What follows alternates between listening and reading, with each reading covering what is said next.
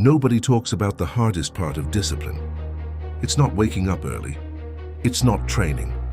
It's not working hard. The hardest part is continuing when you don't feel like it, because motivation disappears, feelings change, energy changes, mood changes, but life keeps moving. And if your actions depend only on motivation, you will always live inconsistently. One day inspired, one day lost, one day focused, one day distracted. And slowly, you become someone who starts everything but finishes nothing. Most people wait to feel ready. They wait for the perfect mood, the perfect moment, the perfect energy. But discipline was never built on feelings. Discipline is built on decisions. And that changes everything, because feelings are unstable. They come and go. Some days you feel powerful. Other days you feel exhausted. Some days your mind is clear. Other days everything feels heavy. And if your entire life is controlled by emotion, you will never become consistent. That's why discipline matters, because discipline allows you to continue when emotion disappears. It keeps you moving when motivation is gone. And eventually, that consistency changes your identity. Maybe you know exactly what this feels like. You start strong, inspired, focused, determined, and for a while, you really believe things are changing. Then life gets difficult. You get tired. Your emotions change. Your energy disappears. And suddenly, you stop. Not because your goals stopped mattering, but because your feelings changed. And that's where most people lose. Not at the beginning, but in the middle. In the boring days. The painful days. The silent days where nobody is clapping for you. Because discipline is lonely sometimes. Nobody sees the internal battles.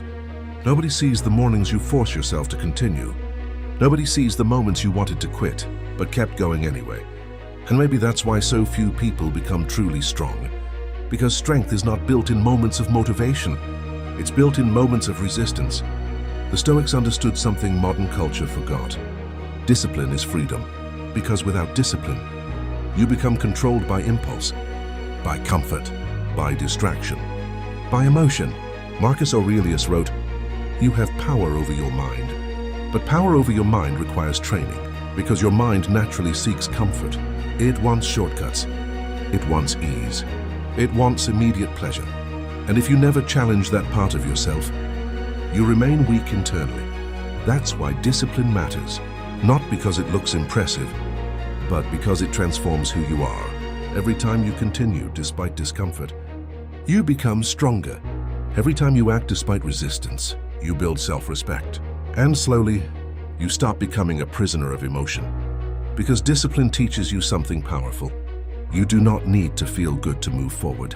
Think about how many dreams disappear, because people only act when they feel motivated. Think about how many lives stay average because comfort always wins. And maybe you've experienced this yourself. Maybe there were moments you knew exactly what you needed to do, but you avoided it, not because you were incapable, but because discomfort felt too heavy. And the dangerous part is this. Every time you avoid discomfort, you strengthen weakness. Every time you quit early, your mind learns surrender. And eventually, you stop trusting yourself. Because self-confidence is not built through words, it's built through proof. Proof that you can continue, proof that you can endure, proof that you can act even when emotion disappears. And maybe the life you want is waiting on the other side of consistency. But consistency requires discipline, and discipline requires sacrifice. Imagine becoming someone who no longer depends on motivation. Someone who acts because they decided to. Someone who keeps promises to themselves. That changes everything. Because discipline creates internal stability. Even when life feels chaotic, even when emotions fluctuate, even when progress feels slow, you continue. And eventually, that consistency becomes identity. You stop seeing yourself as weak. You stop seeing yourself as incapable, because your actions begin proving otherwise. That's the real reward of discipline. Not only results, but self-respect. The quiet confidence that comes from knowing, I can trust myself. And maybe that's what your life has been missing. Not more motivation, but more discipline. So how do you build discipline? First, stop waiting to feel ready. You will not always feel motivated. You will not always feel confident. You will not always feel energized. And that's normal. Action must come before emotion sometimes. Start small, but stay consistent. Keep promises to yourself, even small ones, because every promise you keep strengthens your identity. And every promise you break weakens trust in yourself. Protect your routines, protect your focus, protect your future from temporary emotion, because your life is shaped by repeated actions, not temporary inspiration. And remember this, discipline is not punishment. It's self-respect. It's choosing growth over comfort, again and again and again, until your entire life changes.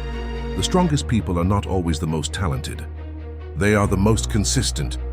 The ones who continue after motivation disappears.